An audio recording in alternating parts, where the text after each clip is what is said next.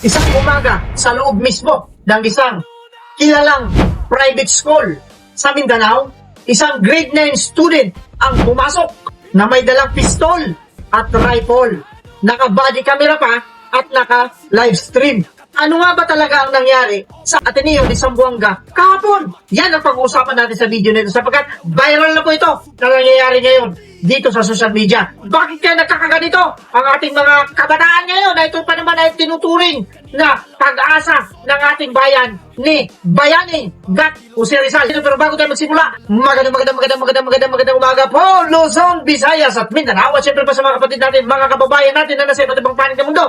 Magandang umaga, magandang tanghali, magandang hapon, magandang gabi po sa inyong lahat yan. Kamusta na po kayo? Sana po nasa mabuti kayong kalagayan at sana po ingatan kayo lagi ng ating Panginoong Diyos. Ngayon, balikan natin itong ating talakayan dito. Ito yung pag-uusapan natin. Bibigyan lang natin ng reaction, opinion kung ano nga bang nangyayari. Noong August 18, 2026, ngayong taon na ito, bandang alas 7:50 ng umaga, sa junior campus ng Ateneo de Zamboanga University, Zamboanga City, naganap ang pamamaril. Ayon sa paunang police report at sa statement ng mayor doon, ang suspect ay isang grade 9 student. Nagdala siya ng 2 baril sa loob ng campus, isang pistol at isang rifle.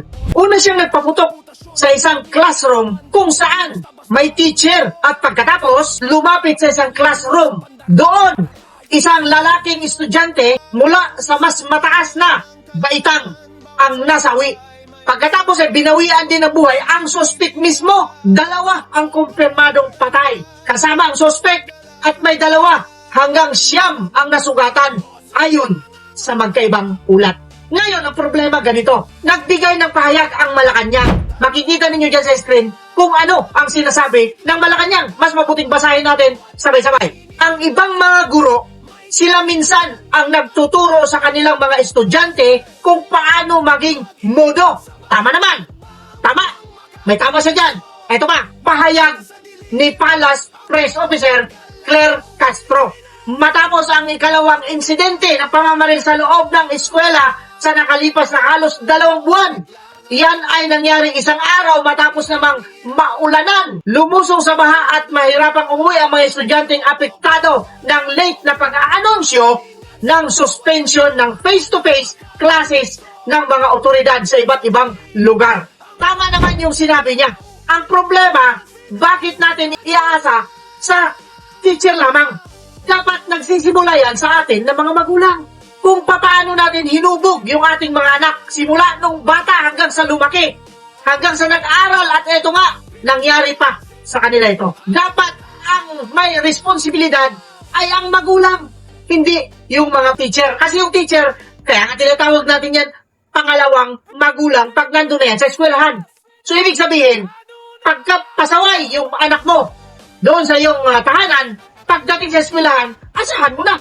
Pasaway na talaga yan. Oh, hindi po ba?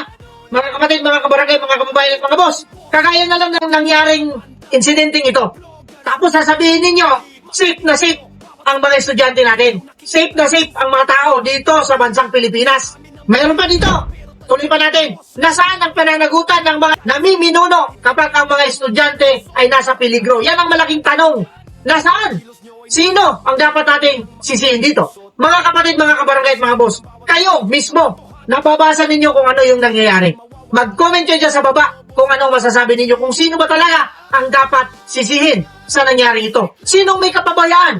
Ang problema kasi, lumalabas na yung mga magagaling kapag may nangyari ng hindi maganda. Pero nung wala pang nangyayaring hindi maganda, wala silang pakialam, bahala na kayo dyan. O ito po, sa ganang akin, bilang isang magulang na rin, ingatan po natin yung ating mga kagamitan, lalong-lalo na po, yung baril na yan. Kung may baril man tayo sa bahay, siguraduhin natin na hindi yan makikita ng ating mga anak. Ito na yung resulta eh. Di po ba? Dito tayo magsisisi. Ang problema ngayon, nawalan na siya ng anak, nakalis pa siya sa serbisyo, nakakalungkot. Pero hindi natin masasabing walang kasalanan ng magulang dito. Hindi rin natin masasabing walang kasalanan ang eskwelahan dito. Kaya nga opinion natin dito, lahat dapat ito bigyan ng solusyon. Kung ano ang mangyayari at dapat hindi na mangyari ito. Lalong-lalo na sa loob mismo ng campus ng eskwelahan. Na kung saan, doon natin itinitiwala ang ating mga anak para matuto, mag-aral, mabigyan ng magandang kinabukasan para sa kanilang buhay na hinaharap. Kagaya ng sinasabi natin dito pa ulit-ulit, lagi po natin gabayan ang ating mga anak, lalo-lalo na sa mga kalalakihan na minsan hindi natin maiwasan. Iba na kasi yung henerasyon nila. Hindi kagaya sa atin noon, pag tinignan tayo ng masama ng ating mga magulang, tiklop tayo agad. Ngayon, pag tinignan mo ng masama yung anak mo, titignan ka rin yan ng masama. Ibabalik ko lang, yung pamangkin ko, minsan, humingi sa akin ng piso. Sabi ko, wala akong pera. Sabi sa akin, ina mo. O, di ba? Matatawa ka na lang. Ginagawa lang natin biro ito, pero yan po ang realidad. With that, kagaya na sinasabi natin dito, mag-iingat po tayong lahat. Shoutout nga pala sa gustong magpa-shoutout. Maraming salamat po sa patuloy na suportan niyo. At nga pala, kung bago pa lang kayo dito sa ating munting channel, pindutin yan ninyo yung kulay-pula dyan para mas marami, mas masaya. Kagaya na sinasabi natin dito, mag-iingat po tayong lahat. Pero lang sa mga taong obog, obog, obog, obog.